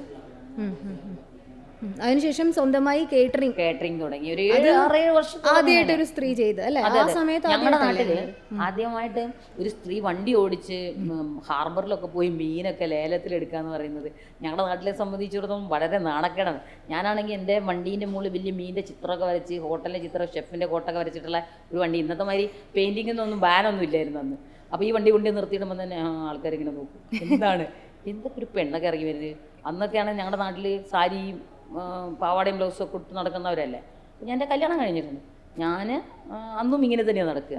ഷർട്ടൊക്കെ ഇട്ട് ആണുങ്ങൾ നടക്കുന്ന പോലെ നടന്ന് മീനൊക്കെ ലേലം ചെയ്ത് അത് വാങ്ങിച്ചുകൊണ്ടുവന്ന്, എന്നിട്ട് അത് വാങ്ങിച്ചുകൊണ്ടുവന്നിട്ട് എന്ത് ചെയ്യും, എൻ്റെ ചെറിയൊരു റെസ്റ്റോറൻ്റാണ് എനിക്കുള്ളത്. ആ റെസ്റ്റോറൻറ്റിലേക്ക് എടുത്തതിൻ്റെ ബാക്കി മറ്റുള്ള ഹോട്ടലുകളിൽ എൻ്റെ സ്കൂട്ടർ എടുത്ത് പോയിട്ട് മറ്റുള്ള ഹോട്ടലുകൾ, റെസ്റ്റോറൻറ്റിനൊക്കെ ഈ ഫിഷ് ഞാൻ സപ്ലൈ ചെയ്യും. അവിടെ നിന്ന് അത് കട്ട് ചെയ്ത് വാങ്ങി, പിന്നെ ഞാൻ ഫിഷ് കട്ട് ചെയ്യും നന്നായിട്ട് ഫിഷ് കട്ട് ചെയ്യാൻ അറിയാം എനിക്ക്. അങ്ങനെ ഞാൻ അതിനോട് ചേർന്നൊരു ഫിഷിൻ്റെ കട തുടങ്ങി. ഞാൻ ഫിഷ് കട്ട് ചെയ്ത് രാവിലെ ഹോട്ടലിന്, ഞാൻ എന്തായാലും എനിക്ക് രാവിലെ മാർക്കറ്റിൽ പോകണം പച്ചക്കറി വാങ്ങാൻ. ഈ ഫിഷ് കട്ട് ചെയ്ത സാധനമായിട്ട് എല്ലാ ചെറിയ റെസ്റ്റോറൻറ്റിലും ഒരു 10-20ഓളം കടകളിൽ കൊടുത്തിട്ടാണ് ഞാൻ എൻ്റെ അന്നത്തെ എൻ്റെ റൊട്ടീൻ എന്ന് പറയുന്നത് 4 മണിയാകുമ്പോൾ ഹാർബറിൽ പോകുന്നു. പിന്നെ ഇങ്ങനെ എൻ്റെ ജോലി തുടങ്ങി രാത്രി 10 മണി വരെ ഇതിൽ തന്നെയായിരിക്കും ഞാൻ. പിന്നെ ചെറിയ ചെറിയ ക്യാൻറ്റീനുകളൊക്കെ ഏറ്റെടുത്ത് പിന്നീട് തോന്നി ഇതൊന്നും അല്ല ലോകം, ഇനിയും കുറേ കാര്യങ്ങൾ പഠിക്കാനുണ്ട്. അങ്ങനെയാണ് ചെന്നൈയിലേക്ക് വണ്ടി കയറുന്നതും 28ാം ദിവസം പാക്ക് ചെയ്ത് തിരിച്ചു പോകുന്നത്. ചെന്നൈയിലത്തെ ഇത് ശരിക്കും ചേച്ചിയുടെ ജീവിതത്തിൽ ഏറ്റവും ഇൻസ്പയറിംഗ് ആയിട്ടുള്ള ഒരു കാലഘട്ടമായിരുന്നു. 28 ദിവസമേ ചെലവഴിച്ചുള്ളൂ എന്നുണ്ടെങ്കിലും അതാണ് എന്നെ ഒരു ഷെഫാക്കി മാറ്റാൻ വേണ്ടിയിട്ട്. ഞാൻ പറഞ്ഞല്ലോ, നമ്മൾ വെറുതെ വിചാരിക്കുകയാണ്, ആളുകൾ പറയുമ്പോൾ ഇവനെ ഒരു കാണാനൊരു ഭംഗിയില്ലല്ലേ, ഇവിടെ കാണാനൊരു ഭംഗിയില്ല, ഇവിടെ എന്താ ഇങ്ങനെ നടക്കുന്നത്. അങ്ങനെ ആരെങ്കിലും നമ്മളോട് ചോദിച്ചോ, അവിടെ നമുക്ക് സൗന്ദര്യം ഉണ്ടെന്ന് മനസ്സിലാക്കിക്കോളാം, അവിടെ നമുക്ക് എന്തൊക്കെയോ ആവാനുള്ള ശക്തി ഉണ്ടെന്ന് മനസ്സിലാക്കിക്കോളാം. അതൊക്കെ നമുക്കുള്ള മോട്ടിവേഷനാണെന്ന് മനസ്സിലാക്കിയാൽ നമ്മൾ എവിടെയും. സാധാരണ ഒരു പെൺകുട്ടി തളർന്നു പോകുന്നൊരു ഘട്ടമാണത്. അതായത് വേറൊരു ജോലിക്ക് എന്ന് പറഞ്ഞ് കൊണ്ടുപോയിട്ട് വീട്ടുജോലിക്ക്, അതും നമ്മളൊരിക്കലും പ്രതീക്ഷിക്കാത്തൊരു സ്ഥലത്ത് വീട്ടുജോലിക്ക്, കുറേ മക്കളൊക്കെ ഉള്ള ഒരു വീട്ടിൽ നമ്മളെ കൊണ്ട് നിർത്തുക എന്നൊക്കെ പറയുമ്പം എന്നെ ആദ്യം തന്നെ എന്നെ മാനസികമായിട്ട് വല്ലാണ്ട് വിഷമിപ്പിച്ചു. പിന്നീട് എനിക്ക് തന്നെ തോന്നി ഇതൊന്നുമല്ല ലോകം, ഇനിയും എന്തൊക്കെയോ എനിക്ക് എൻ്റെ ജീവിതത്തിൽ എനിക്ക് നേടാനുണ്ട്. അങ്ങനെ ഞാൻ magic book of record, world woman leadership award, best female ഷെഫിനുള്ള അവാർഡ് ഞാൻ വളരെ കൊല്ലങ്ങളായിട്ട് വാങ്ങിക്കൊണ്ടിരിക്കുന്നതാണ്. ബെസ്റ്റ് റെസ്റ്റോറൻറ്റിനുള്ള അവാർഡ് ഞങ്ങളുടെ ഹോട്ടലിലാണ് എല്ലാ വർഷവും കിട്ടാറ്. ചേച്ചി കേരളത്തിന് പുറത്ത് UAE പിന്നെ എവിടെയൊക്കെ ജോലി ചെയ്തു? UAE മാത്രമേ ഞാൻ ജോലി ചെയ്തിട്ടുള്ളൂ. ബാങ്കോക്കിലൊക്കെ ഞാൻ പോയിട്ടുണ്ട് സ്ട്രീറ്റ് ഫുഡിനെ കുറിച്ച് പഠിക്കാൻ വേണ്ടിയിട്ട്. തായ് ക്യുസീൻ ചേച്ചി തായ് നന്നായിട്ട് ചെയ്യും. 2 വർഷത്തോളം ഞാൻ 2.5 വർഷം ഞാൻ തായ് റെസ്റ്റോറൻറ്റ് തന്നെയായിരുന്നു. ഇവിടെ തായ് ക്യുസീൻ നന്നായിട്ട്. അത് ചെന്നൈയിൽ നിന്നാണോ പഠിച്ചെടുത്തത്? അല്ല, ഞാൻ കൊച്ചിയിൽ നിന്ന്. കൊച്ചിയിൽ ഒരു തായ് റെസ്റ്റോറൻറ്റ് സ്റ്റാർട്ട് ചെയ്തിട്ടുണ്ട്. ഞാൻ ആദ്യം വർക്ക് ചെയ്തൊരു റെസ്റ്റോറൻറ്റ് ഉണ്ടായിരുന്നു. നമ്മുടെ റെസ്റ്റോറൻറ്റ് അല്ലായിരുന്നു, ഒരു 4-സ്റ്റാർ ഡീലക്സ് ഹോട്ടലായിരുന്നു, സാജ്. അവരുടെ നിന്നാണ് ഞാൻ തായ് പഠിച്ചത്. തായ് ഷെഫ്മാരായിരുന്നു, 15ഓളം തായ് ഷെഫ്മാരുണ്ടായിരുന്നു. അവരുടെ നിന്നാണ് തായ്. ഇപ്പോൾ ചേച്ചിക്ക് ഏറ്റവും ഇഷ്ടമുള്ളത്, പാചകം ചെയ്യാൻ ഏറ്റവും ഇഷ്ടമുള്ളത് എന്താണ്? എനിക്ക് സദ്യ ഉണ്ടാക്കാനാണ് ഏറ്റവും ഇഷ്ടം, കഴിക്കാനും ഏറ്റവും ഇഷ്ടം അതാണ്. പിന്നെ തായ് ഫുഡ് ഭയങ്കര ഇഷ്ടമാണ്. പിന്നെ അത്രയും കോണ്ടിനെൻ്റിലൊന്നും എനിക്ക് അത്ര ഇഷ്ടമല്ല, ഒരു ടേസ്റ്റ് ചെയ്യുമെന്നല്ലാണ്ട്. അറബിക് ഫുഡ് ഇഷ്ടമാണ്. അറബിക്കിൽ കുറച്ച് സാധനങ്ങളൊക്കെ ഇഷ്ടമാണ്. അവരുടെ സലാഡുകളും അവരുടെ ബക്ലാവ, ഡെസേർട്ടിൽ അവരുടെ ബക്ലാവ എനിക്ക് ഭയങ്കര ഇഷ്ടമാണ്. അല്ലെങ്കിൽ എനിക്ക് ഉണ്ടാക്കാൻ ഇഷ്ടവും കഴിക്കാൻ ഇഷ്ടവും സാമ്പാറും ഇഡ്ഡലിയും, സാമ്പാറും ചോറും. നാടൻ ഭക്ഷണമാണ് ഇഷ്ടം. അതേപോലെ തന്നെ പിണറായി വിജയൻ സാറിന്, നമ്മുടെ CMന് ഭക്ഷണം വിളമ്പി കൊടുത്തത് അദ്ദേഹവും സാധാരണ ഇവരൊക്കെ തന്നെ. യൂസഫലിക്കായാലും, യൂസഫലിക്ക തായ് ഫുഡ് ഇഷ്ടമാണ്. പക്ഷേ പുട്ടും കടലയാണ് പുള്ളിക്ക് ഭയങ്കര ഇഷ്ടമാണ്. ഇഡ്ഡലി സാമ്പാർ ഭയങ്കര ഇഷ്ടമാണ്. അങ്ങനെയൊക്കെയാണ് പുള്ളി. ഞാൻ വീട്ടിൻ്റെ പുട്ട്, റാഗിയുടെ ഇഡ്ഡലി അങ്ങനെയൊക്കെയാണ് ഞാൻ ഉണ്ടാക്കി കൊടുക്കുക. പിണറായി സാറ് നാടൻ ചോറും കരിമീനും ഒക്കെ പുള്ളിക്ക് ഭയങ്കര ഇഷ്ടമാണ്. മനോജ് കെ ജയനാണെങ്കിൽ പുള്ളിക്ക് നല്ല പുളിയില്ലാത്ത മീൻകറി, പുളി അധികം പാടില്ല പുള്ളിക്ക്, നല്ല മീൻകറിയും പുട്ടും ഭയങ്കര ഇഷ്ടമാണ്. ചേച്ചി ഭക്ഷണം എപ്പോഴും ബിസിനസ് ആക്കരുതെന്ന് ചേച്ചി എപ്പോഴും പറയുന്ന കാര്യമാണ്. ഭക്ഷണം ബിസിനസ്സായത് കൂടുതൽ വയറുകളുടെ വിശപ്പ് അടക്കാൻ വേണ്ടിയിട്ട് കൂടിയാണല്ലോ. അപ്പോൾ അത് ടേസ്റ്റ് പ്രിസർവേറ്റീവ്, അങ്ങനെയുള്ള ടേസ്റ്റ് എൻഹാൻസർ, അങ്ങനെ ഒരുപാട് കാര്യങ്ങളും അജീനോമോട്ടോ ഒക്കെ വരുന്ന ഈ ഒരു ഘട്ടത്തിലാണ്. ചേച്ചിക്ക് അജീനോമോട്ടോ ചേച്ചിയുടെ ഫുഡിൽ യൂസ് ചെയ്യുന്നതിനോട് ചേച്ചിക്ക് എതിർപ്പുണ്ടോ? ഒരിക്കലും അജിനോമോട്ടോ ഒരു വിഷമാണെന്ന് ഞാൻ പറയില്ല. പക്ഷെ നമ്മുടെ നാടുകളിലുള്ളവർക്ക് അജിനോമോട്ടോ ചേർത്ത് ഭക്ഷണം ഉണ്ടാക്കാൻ അറിയില്ല. അതായത് ഓരോന്നിനും ഓരോ ക്വാണ്ടിറ്റി ഉണ്ട്. നമ്മളവിടെ ഒന്നിനും കണക്കില്ല. അപ്പോൾ അത് നമ്മുടെ ശരീരത്തിൽ, ഇപ്പോൾ ഉപ്പ് കൂടുതലുള്ള ഭക്ഷണം നമുക്ക് പോയിസണായി മാറില്ലേ, ഷുഗർ കൂടുതലുള്ള ഭക്ഷണം നമുക്ക് പോയിസണായി മാറില്ലേ. അജിനോമോട്ടോവും അതേപോലത്തെ ഒരു വിഷം മാത്രമേ ഉള്ളൂ. പക്ഷെ അതിന് കണ്ടന്റ് കുട്ടികൾക്ക് കൊടുക്കുന്നതിലും ഒക്കെ എന്തിനാണത് ചേർക്കുന്നത്? നമ്മുടെ ഭക്ഷണം നമ്മുടേതായ രീതിയിൽ നല്ല രീതിയിൽ ഉണ്ടാക്കി കഴിഞ്ഞാൽ വളരെ രുചികരമാണ്. അതിൽ വേണ്ടാത്ത കണ്ടന്റുകളും വേണ്ടാത്ത ഓയിലുകളും ചേർത്ത് കഴിഞ്ഞാൽ അത് വിഷമായി മാറുന്നു. ഇത് കഴിക്കുന്ന ആൾക്കാർക്കും ദോഷമായി മാറുന്നു. ചേച്ചിയുടെ ഇത്രയും നാളത്തെ റിസർച്ചിൽ ഈ അജിനോമോട്ടോയ്ക്ക് നമുക്ക് റീപ്ലേസ് ചെയ്യാൻ പറ്റിയ ഒരു, ഞാനിപ്പോൾ അത് കണ്ടുപിടിച്ചിട്ടുണ്ട്. ഒരു 300 വർഷം മുമ്പ് പഴക്കമുള്ള ഒരു ഓലയിൽ നിന്നാണ് എനിക്കത് കിട്ടിയത്. അത് ഞാൻ അതിൻ്റെ കണ്ടന്റ് ഞാൻ പുറത്ത് ഇതുവരെ വിട്ടിട്ടില്ല. എന്നാലും അത് എനിക്ക് വിപണിയിൽ ഇറക്കണം എന്ന് ആഗ്രഹമുണ്ട്. ഇറക്കണമെങ്കിൽ എൻ്റെ കയ്യിൽ ഇപ്പം സാമ്പത്തികമൊന്നുമില്ല. അത്രയും ഒരു ഇറക്കുകയാണെങ്കിൽ അതിൻ്റേതായ രീതിയിൽ തന്നെ ഇറക്കണമല്ലോ. പാക്കിങ്, അതിൻ്റെ ഉണ്ടാക്കുന്ന സ്ഥലങ്ങൾ ഒക്കെ നല്ല വളരെ ഹൈജീനായിരിക്കണം. അപ്പോൾ ഞാനത് ക്രിയേറ്റ് ചെയ്തിട്ടുണ്ട്, നമ്മൾ ലാബിൽ അയച്ചിട്ടുണ്ട്. അതിൻ്റെ എല്ലാ റിസൾട്ടും വന്നിട്ടുണ്ട്. അപ്പോൾ ലാബിൽ നിന്ന് എന്നോട് ചോദിച്ചു, ഇങ്ങനെ ഒരു ഇതുണ്ടാകുമ്പോൾ പിന്നെ എന്തിനാണ് നമ്മൾ അജിനോമോട്ടോ ചേർക്കുന്നത്? കേരളത്തിൻ്റെ ഫുഡിന് അതിനൊന്നും ആവശ്യമില്ലല്ലോ. അപ്പോൾ അങ്ങനെയൊന്ന് ഒരു പ്ലാൻ ചെയ്തുകൊണ്ടിരിക്കുന്നുണ്ട്. ഒരു കറി പൗഡറിൻ്റെ യൂണിറ്റ് എടുക്കണമെന്ന് ആഗ്രഹിച്ചുകൊണ്ടിരിക്കുന്നുണ്ട്. ഞങ്ങളുടെ ഹോട്ടലിലാണെങ്കിലും ഞങ്ങളുടെ റെസ്റ്റോറൻറ്റിലാണെങ്കിലും ഒക്കെ നമ്മുടെ മസാലകൾ തന്നെയാണ്. പുറത്തുനിന്നുള്ള മസാലകൾ നമ്മൾ ഉപയോഗിക്കുന്നില്ല. പ്രത്യേകിച്ചും ഈ മുളക് പൊടിയൊക്കെ നമ്മൾ ഡയറക്റ്റായിട്ട് ഉപയോഗിക്കുന്നതിനേക്കാളും നല്ലത് നമ്മൾ കൊണ്ടുവന്ന് വാഷ് ചെയ്ത് പൊടിച്ച് എടുക്കുന്നതാണ്. ഒരു 6-7 പ്രാവശ്യമെങ്കിലും കഴുകണം. അല്ലാണ്ട് ഉപയോഗിക്കരുതെന്നാണ് ഞാൻ വീട്ടുകാരോടും പറയാനുള്ളത്. പച്ചക്കറിയിലെ വിഷം എല്ലാം പച്ചക്കറിയിലാണെങ്കിൽ ഇത്തിരി വിനിഗറോ അല്ലെങ്കിൽ കുറച്ച് ലെമണോ ഒക്കെ ഒഴിച്ചല്ലേ ഉപ്പിട്ട് ഇളം ചൂടുള്ള വെള്ളത്തിൽ കഴുകിയിട്ട് ഉപയോഗിക്കുക. മുളകും മല്ലിയൊക്കെ ആണെങ്കിൽ ഒരു 6-7 പ്രാവശ്യമെങ്കിലും വാഷ് ചെയ്യുക. കാരണം മുളകിലൊക്കെ ഈ സുഡാൻ എന്ന് പറഞ്ഞിട്ടുള്ള ഒരു വിഷം സ്പ്രേ ചെയ്യാറുണ്ട്. ഭയങ്കര മാരകമായ വിഷമാണ് സുഡാൻ. അത് ഈ കളറും അതിൻ്റെ ഇതൊന്നും ചുളുങ്ങിയൊന്നും പോകാതിരിക്കാൻ വേണ്ടി മുളകിനെ ആ ഒരു ഭംഗിക്ക് കിട്ടി വേണ്ടിയിട്ടും കളറിന് വേണ്ടിയിട്ടും ഒരേപോലെ പഴുക്കാൻ വേണ്ടിയിട്ടും അവർ സ്പ്രേ ചെയ്യുന്ന ഒരു സാധനമാണ്. ഭയങ്കര മാരകമായ വിഷമാണ്. അതൊന്നും കാർബൺ, ഇപ്പം പഴങ്ങളാണെങ്കിൽ കാർബണൊക്കെ, അത് നമുക്ക് കാർബണൊക്കെ വെച്ച് പഴുപ്പിച്ച പഴം കഴിക്കുമ്പോൾ തന്നെ അറിയാം. ഞാൻ ചോദിക്കട്ടെ, കേരളത്തിൽ വളരെ രുചികരമായ 40ഓളം മാംഗോ ഉണ്ട്. അതിനെ സംരക്ഷിക്കാതെ പുറത്തുനിന്നുള്ള സാധനം നമ്മൾ എന്തിനു മേടിക്കണം? നമ്മുടെ ചക്ക തന്നെ ഉദാഹരണമാണല്ലോ. ഈ അടുത്താണ് ശരിക്കും ചക്കയുടെയൊക്കെ മഹാത്മ്യം, ചക്കയ്ക്ക് ഒരു എന്താ പറയുക രാജകീയ പദവി ലഭിച്ചത്. ഇപ്പൊ ചക്ക ശരിക്കും നമ്മുടെ പൂർവീകർ ഉപയോഗിച്ചിരുന്നതല്ലേ. ചക്ക 3 നേരം 4 നേരം കഴിച്ചവരായിരുന്നു അവര്. കാരണം പട്ടിണി മാറ്റിയിരുന്നത് അന്ന് ചക്കയായിരുന്നു. നമ്മുടെ ശരാശരി മലയാളിയോട് ചേച്ചിക്ക് എന്ത് മെസ്സേജാണ് പറയാനുള്ളത്? ഭക്ഷണശീലം എങ്ങനെ മുന്നോട്ട് കൊണ്ടുപോകണം എന്നാണ് എനിക്ക് മലയാളികളോട് പറയാനുള്ളത്. ഈ ഓരോ കാലഘട്ടത്തിലും കിട്ടുന്ന പഴങ്ങളും പച്ചക്കറികളും മാക്സിമം യൂട്ടിലൈസ് ചെയ്യുക. അപ്പോൾ മുരിങ്ങയില കിട്ടുന്ന സമയത്ത് മുരിങ്ങയിലയും പപ്പായയും കിഴങ്ങ് വർഗ്ഗങ്ങളൊക്കെ നമുക്ക് സുലഭമായിട്ട് കിട്ടുന്നുണ്ട്. ഇപ്പം പണ്ടുള്ളവർ തന്നെ വെച്ചിട്ടുണ്ട് കർക്കിടക മാസത്തിൽ 10 ഇല കഴിക്കണം എന്നുള്ളത്. ഈ കർക്കിടക മാസം എന്ന് പറയുന്നത് അന്നത്തെ കാലഘട്ടത്തിൽ പഞ്ഞ മാസമാണ്, ഒന്നും കിട്ടാത്ത മാസമാണ്. അപ്പോൾ ഈ മഴ എന്ന് പറയുമ്പോൾ പല രോഗങ്ങളും വരുന്നൊരു അല്ലേ, ഒരിക്കലും മഴ നിൽക്കാതെ പെയ്യുന്ന കാലഘട്ടമൊക്കെ ഉണ്ടായിരുന്നു, അന്ന് പട്ടിണിയായിരിക്കും. അപ്പോൾ നമുക്ക് കിട്ടുന്ന സാധനമാണ് ചക്ക, മാങ്ങ ഒക്കെ സൂക്ഷിച്ച് വെച്ചിട്ടുണ്ടാവും, കപ്പ, ഇതൊക്കെ ഇലവർഗ്ഗങ്ങളൊക്കെ നമ്മുടെ എല്ലാ ഡൈജഷനും ഒക്കെ നല്ലതാണ്. അപ്പോൾ നമ്മുടെ ശക്തിക്ക് പ്രതിരോധ ശേഷി കൂട്ടാൻ വേണ്ടിയിട്ടുള്ള സാധനങ്ങളാണ് ഇലവർഗ്ഗങ്ങൾ. അപ്പോൾ അത് കഴിക്കണം അന്നത്തെ. അതുകൊണ്ട് ഓരോ സാഹചര്യത്തിലും കിട്ടുന്ന പഴങ്ങളും വെജിറ്റബിളും ഉപയോഗിച്ച് നമ്മുടെ ശരീരത്തിനെ ശ്രദ്ധിക്കുക എന്നുള്ളതാണ് എനിക്ക് പറയാനുള്ളത്. നമ്മൾ രോഗിയാവാതെ ജീവിക്കുക. ആരോഗ്യത്തോടുള്ള ജീവിതം എന്ന് പറയുന്നത് സമ്പന്നമാണ്. എന്താണ് ചേച്ചി സ്ത്രീകൾക്കുള്ള ഒരു മെസ്സേജ് ചേച്ചിയുടെ? ഓരോ സ്ത്രീകളോടും, അതൊരു ജോലിയിൽ മാത്രമല്ല, എൻ്റെ പാചകത്തിൽ മാത്രമല്ല, ഓരോ സ്ത്രീകളോടും എനിക്ക് പറയാനുള്ളത്, എല്ലാവരും ഈ ചീറ്റയുടെ രീതിയിലായിരിക്കണം. പിന്നോട്ട് തിരിഞ്ഞു നോക്കാതെ നമ്മൾ എന്താണോ ചെയ്യുന്നത്, നമ്മളിപ്പോൾ ഒരു 100 ജോലിയിലേക്ക് പോവാതെ നിങ്ങൾ എന്താണോ തിരഞ്ഞെടുത്ത് അതിനെ സത്യസന്ധമായിട്ടും ആത്മാർത്ഥമായിട്ടും കൂടി ചെയ്തു തീർക്കാൻ ശ്രമിച്ചാൽ ഏതൊരാൾക്കും വിജയത്തിൽ, അതിന് വിദ്യാഭ്യാസമോ അല്ലെങ്കിൽ അങ്ങനെയൊന്നും വേണ്ട, ഏതൊരാൾക്കും, ഏതൊരു സ്ത്രീക്കും അല്ലെങ്കിൽ ഏതൊരാൾക്കും വിജയത്തിലെത്താൻ പറ്റും. നല്ല മനക്കരുത്ത് മാത്രം. അതെ അതെ അതെ. ആരോഗ്യം ഉണ്ടെങ്കിൽ നമുക്ക് എന്ത് ജോലി ചെയ്യും. അവിടെ ഞാൻ പറഞ്ഞില്ലേ, തിരിഞ്ഞു നോക്കേണ്ട ആവശ്യമില്ല. നാളെക്കുറിച്ച് നമ്മൾ ചിന്തിക്കാനേ പാടില്ല, ഇന്നലെക്കുറിച്ച് ഓർത്ത് വ്യാകുലപ്പെടാനും പാടില്ല. എന്തിനാ അങ്ങനെ ചിന്തിക്കും? ഇന്ന് മാത്രമേ ഉള്ളൂ ലോകത്ത്. ഇന്ന് ഏറ്റവും സക്സസ് ആയിട്ട് ജീവിച്ച്, ഏറ്റവും മനോഹരമായിട്ട് ജീവിച്ച് തീർക്കാൻ കഴിയുക എന്നതാണ് ഓരോ വ്യക്തിയുടെയും വിജയം. എന്തായാലും തിരക്കുള്ള സമയത്താണ് ചേച്ചി, 10 ദിവസത്തെ അവധിക്കാണ് UAE-ലെത്തിയത്. തിരക്കുള്ള സമയത്താണ് ഞങ്ങളുടെ ഒപ്പം ഇത്രയും സമയം ചെലവഴിച്ചത്. വളരെയധികം നന്ദി. ഷെഫ് ലത കുനിയിലായിരുന്നു നമ്മുടെ അതിഥി. മറ്റൊരു അതിഥിയുമായി തിരിച്ചെത്താം. നന്ദി, നമസ്കാരം.